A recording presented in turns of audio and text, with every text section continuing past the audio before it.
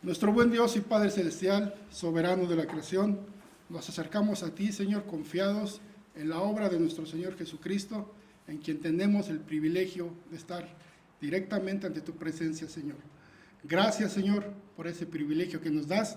Te rogamos que en esta mañana tu palabra que va a ser publicada sea según tu misericordia y tu bondad, y que afecte a nuestros corazones y que la pongamos por obra donde quiera que nos presentemos y andemos, Señor. Recibe la honra y la gloria de tu pueblo, Señor. Está reunido porque has sido bueno en toda esta semana y porque les has dado el privilegio, Señor, de ser tus hijos. A pesar, Señor, de todas las adversidades y cosas que pasan cada día en nuestra vida, siempre estás presente cuidándonos y soportándonos también, Señor. Gracias por todo, Padre, que tu Espíritu Santo nos guíe, abra nuestro entendimiento, Señor, aplique tu palabra y salgamos y hagamos tu soberana voluntad. En Cristo Jesús oramos. Amén. Pueden sentarse, hermanos. Como dice el tema del sermón, dice que somos inexcusables ante la justicia de Dios. Y creo que la carta de los Romanos es muy clara a la condición del ser humano que expresa quién verdaderamente y qué verdaderamente es lo que es el ser humano. Recordemos que tiempo atrás, hace 20 días, vimos la miseria y corrupción del hombre. Y después de contemplar la pecaminosidad, desobediencia y miseria del hombre que vimos anteriormente, hoy nuestro catecismo concluye con la primera parte de su contenido y señala 3 objeciones que el hombre hace y puede hacer porque no está dispuesto a aceptar la condición de su culpabilidad y miseria delante de Dios. La primera cuestión que hace es que la justicia de Dios no le es válida. Cuestiona también el justo juicio de Dios y cuestiona también la misericordia de Dios. Dice el hombre, no nos sentimos tan corruptibles, tan corrompidos e inclinados a todo mal, y no aceptamos que seamos totalmente incapaces de hacer el bien. No nos gusta que el catecismo nos diga la verdad tan directamente. No estamos dispuestos a aceptar esta verdad sin protestar. ¿Sí? Pero el hombre, si no ha sido regenerado por el Espíritu de Dios y el Espíritu de Dios no hace esa obra en sus corazones, entonces seguirá muerto en delitos y pecados, excusándose siempre delante de Dios y envaneciéndose en sus corazones y en su razonamiento. ¿Sí? Eso es lo que vamos a expresar hoy. ¿Sí? Estas son las palabras que el catecismo tiene para nuestra vida. Así estuvimos un tiempo objetando delante de Dios. Pero gracias a Dios que por la obra de su Espíritu Santo nos ha ido regenerando. Pero también sabemos que aún en nuestras familias faltan muchos que no han querido conocer y ni quieren conocer del Evangelio.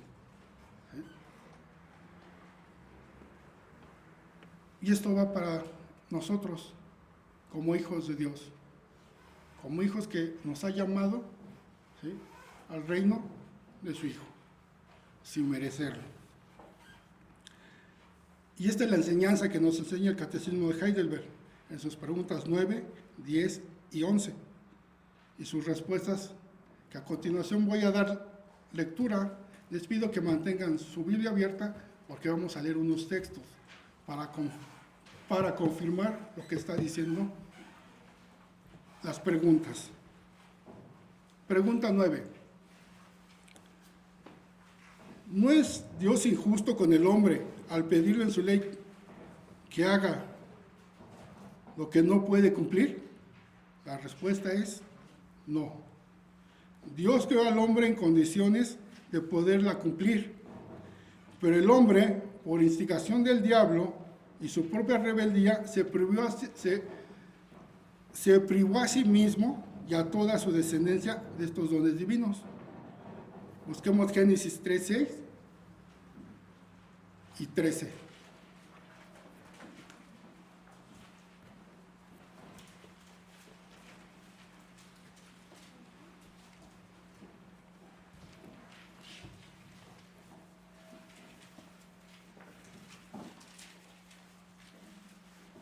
¿Puede darle lectura, hermanos? Mas los hombres de Sodoma eran malos y pecadores contra Jehová en gran manera. Génesis 3, 3:13. 3:6 y versículo 13 también. Y vio la mujer que el árbol era bueno para comer y que era agradable a los ojos, y el árbol codiciable para alcanzar la sabiduría. Y tomó de su fruto y comió, y dio también a su marido, el cual comió así como ella. Y el 13, Entonces Jehová Dios dijo a la mujer, ¿qué es lo que has hecho? Y dijo la mujer, la serpiente me engañó y comí. ok. Instigados por Satanás. Pregunta 10. ¿Dejar a Dios sin castigo tal desobediencia y apostasía? La respuesta es de ninguna manera. Antes, su ira se engrandece horriblemente, tanto por el pecado original como por aquellos que cometemos ahora, y quiere castigarlos por su justicia temporal o eternamente. Según ha dicho él mismo, maldito todo aquel que no permaneciera en todas las cosas escritas en el libro de la ley para hacerlas. Por favor, Salmos 5:5, Salmos 50:21.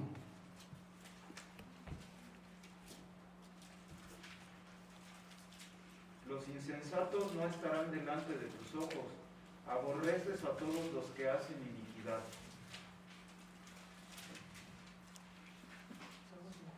¿21? Estas cosas hiciste y yo he callado. Pensabas que de cierto sería yo como tú, pero te reprenderé y las pondré delante de tus ojos. Ok. La pregunta 11 dice, ¿no es Dios también misericordioso? La respuesta A dice, Dios es misericordioso, pero también es justo. Por tanto, su justicia exige que el pecado que se ha cometido contra su suprema majestad sea también castigado con el mayor castigo, que es pena eterna de muerte así en su ser. ¿Sí? Por favor, Salmos 7:9. Endezca ahora la maldad de los inicuos, mas establece tú al justo, porque el Dios justo prueba la mente y el corazón. Ok. Y el Salmo 5, versículo 4. Porque tú no eres un Dios que se complace en la maldad, el malo no habitará junto a ti. Sabemos las dos. La bendición y la maldición. Es un Dios justo, pero no permite la maldad. ¿Sí? Entonces, en base a estas tres preguntas de nuestro catecismo, la vamos a desarrollar en tres enseñanzas contundentes y verdaderas. La primera es la justicia de Dios, la segunda, el juicio de Dios, y la tercera, la misericordia de Dios. La justicia de Dios. La primera objeción del hombre dice, es que no está dispuesto a aceptar la verdad de su condición de culpabilidad y miseria de muerte, ya que pone en tela de juicio la justicia de Dios. Ya leímos Romanos. Porque piensa que Dios es injusto al exigir de nosotros lo que no podemos hacer, y que debería de estar contento con que hagamos lo que podamos en nuestros esfuerzos por obedecerle. Dice la Escritura que nuestras obras son como trapos de inmundicia.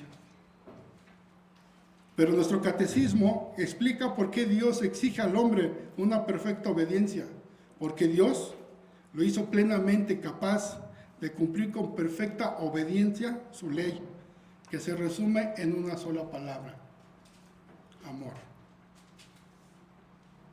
Dios es amor. No solamente Dios nos hizo capaces de amarle perfectamente y también amar a nuestro prójimo. Él espera de nosotros que lo hagamos, pues no podemos decir que ahora que el hombre, que es pecador, que Dios rebaja su ley y no le exige que ame. Dios no es hombre para que mienta y se arrepienta. Él puso las pautas del amor y exige que cumplamos con ellas.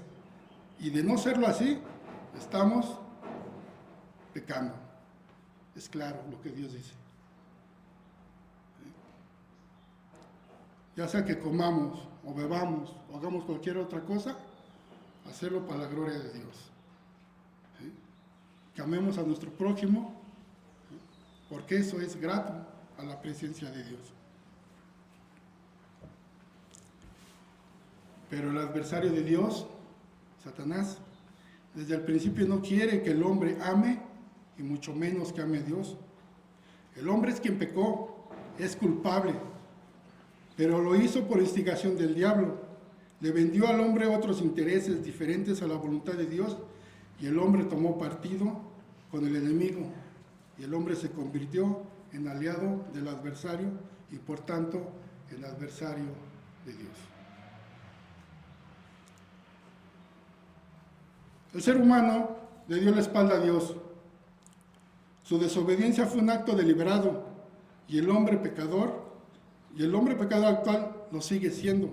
No ha cambiado en nada y eso está palpable en toda la creación. Su propia rebeldía le trae consecuencias graves. Se privó a sí mismo y a toda su descendencia del don divino, o sea, la capacidad de amar a Dios por sobre todas las cosas y a su prójimo como a sí mismo. Pero el perder esa capacidad no le hace inocente. Igualmente pasa cuando por causa del pecado caemos en esclavitud y perdemos algún don, como le pasa a un médico, ¿sí?, que por su adicción al alcoholismo o a la drogadicción pierde esa capacidad. Dios le dio ese don, ese talento que perdió por su adicción y no puede excusarse de su incapacidad. Eso es lo que hace el pecado. Nos incapacita para hacer la voluntad de Dios.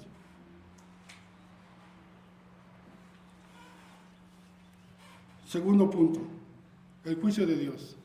A la pregunta, ¿pasará Dios por alto tal desobediencia y apostasía? La respuesta corta, de ninguna manera, se puede interpretar como venganza, y a lo cual un modernista diría: no puedo imaginarme un Dios vengativo, prefiero pensar en un Dios tolerante.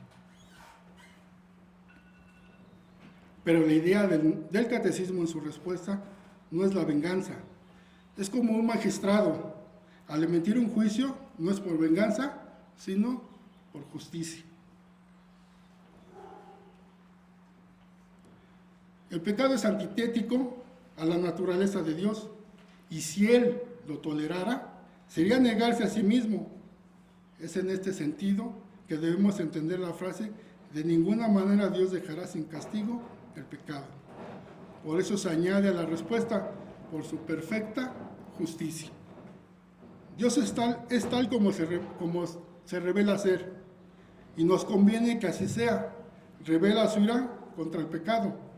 En términos humanos podemos decir que no es tanto lo que Dios hace, sino lo que Dios es. Si Dios no castigara el pecado, no sería el Dios que Él mismo se revela ser.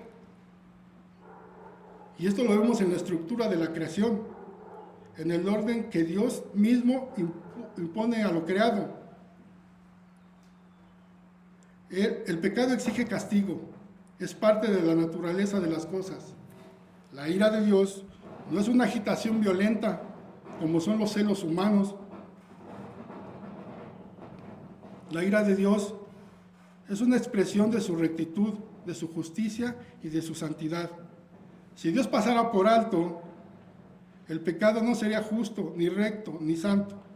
Por eso pronuncia la sentencia en términos de su ley. Maldito todo aquel que no permaneciere en las cosas, en todas las cosas escritas en el libro de la ley, para hacerlas. Según nuestro catecismo, provocamos la ira de Dios en un doble sentido, por el pecado original y por los pecados que actualmente perpetramos todos los días. Nuestros actos de rebeldía merecen el furor de Dios. De igual manera, el infierno es una realidad porque Dios se pronunció contra el pecado. Dios no pasó por alto el pecado, lo castiga en este tiempo, en esta vida y por la eternidad, donde el gusano no muere y el fuego no se apaga. Los testigos de Jehová o los teólogos modernistas niegan el infierno, pero es una clara enseñanza de las Escrituras. Es donde el hombre está permanentemente y radicalmente separado de la bondad de Dios. Allí buscará la muerte y no la hallará.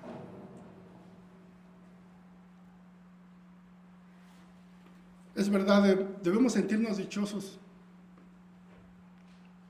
porque hemos sido librados de la muerte. Por favor, podrían buscar Romanos 8, 1 y 2, y primero a los Corintios 15, 55 y 57. Ahora pues, ninguna condenación hay para los que están en Cristo Jesús, los que no andan conforme a la carne, sino conforme al Espíritu. Porque la ley del Espíritu de vida en Cristo Jesús me ha librado de la ley del pecado y de la muerte.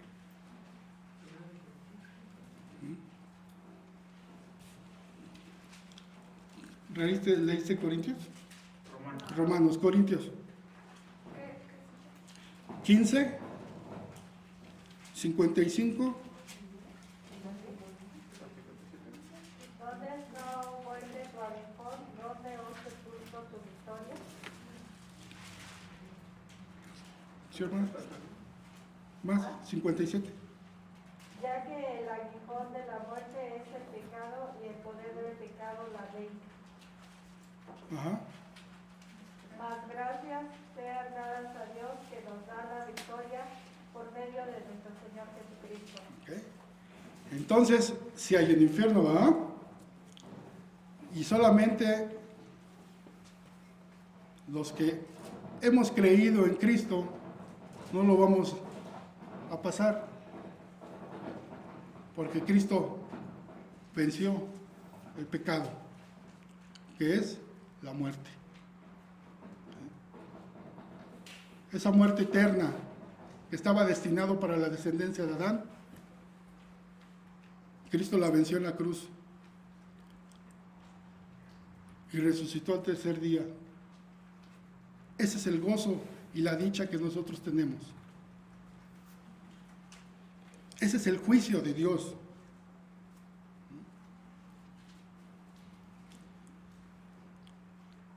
Tercer punto, la misericordia de Dios. Y el hombre, vez tras vez, sigue poniendo peros. Sigue diciendo, pero Dios es misericordioso, ¿no? El hombre quiere pensar en la misericordia como un atributo aislado, como si no estuviera adherida al ser de Dios, que se hace conocer con todos sus atributos. Nuestro catecismo nos recuerda que no podemos pensar en la misericordia de Dios aparte de su justicia. La misericordia no existe aparte de Dios, no es un atributo abstracto que esté por encima de Dios para a veces usarlo. La misericordia por ser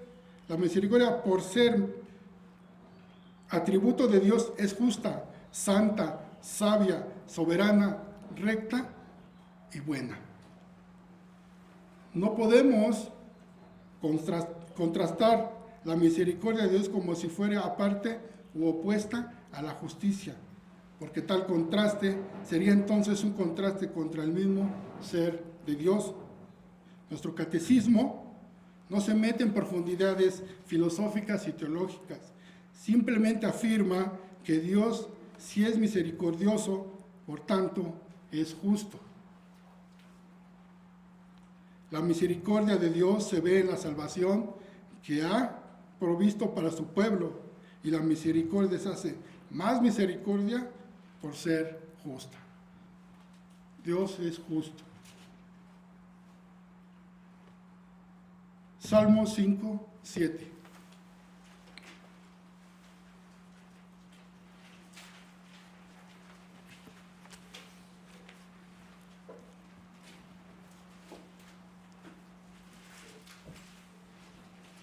Mas yo, por la abundancia de tu misericordia, entraré en tu casa, adoraré hacia tu santo templo en tu temor.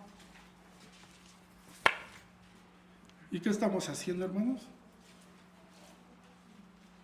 Estamos en su santo templo, adorando y alabando a Dios.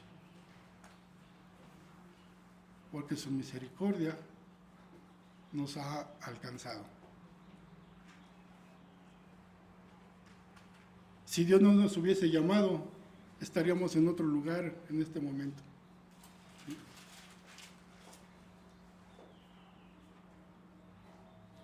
Me gusta el texto que dice: con amor eterno te he amado, y por eso te extendí mi misericordia. Esa es la razón por la que estamos congregados. Porque desde antes Dios había destinado nuestra perfecta salvación, para alabarle, para adorarle, glorificarle, para buscarle en momentos de aflicción, de angustia, por darle gracias por las cosas que tenemos y por las que no tenemos igualmente.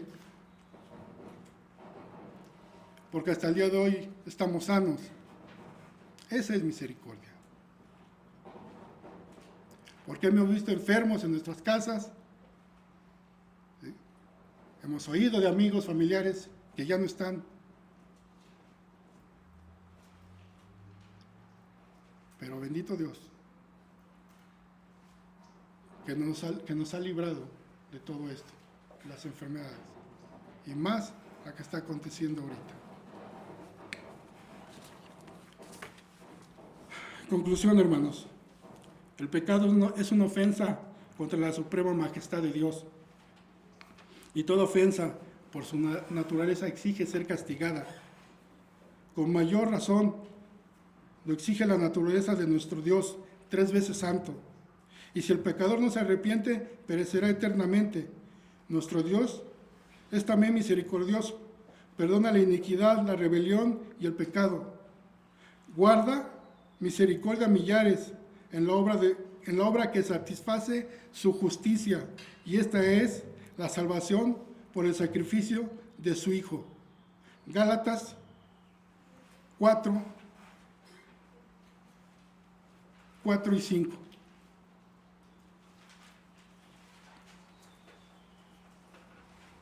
Pero cuando vino el cumplimiento del tiempo, Dios envió a su Hijo nacido de mujer y nacido bajo la ley, para que redimiese a los que estaban bajo la ley, a fin que recibiésemos la adopción de hijos. A fin que recibiésemos la adopción de hijos.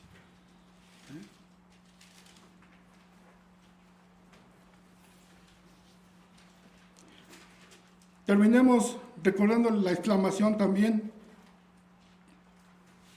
de nuestro hermano el apóstol Pablo, cuando reconoce que no hace el bien que quiere por la ley del pecado que está en sus miembros.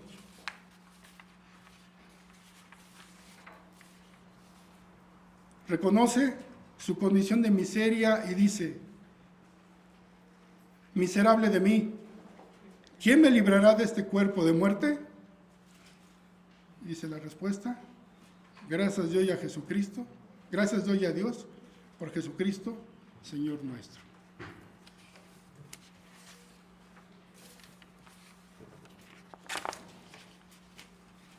Gracias a Dios por la obra de nuestro Señor Jesús. Gracias a Dios porque nos conocemos como hermanos en la fe, porque yo no me imaginaba conocer al hermano Abdiel, a la hermana Sol, ¿sí? Al hermano Hugo, a mi hermano, pues, a Noé, ¿sí?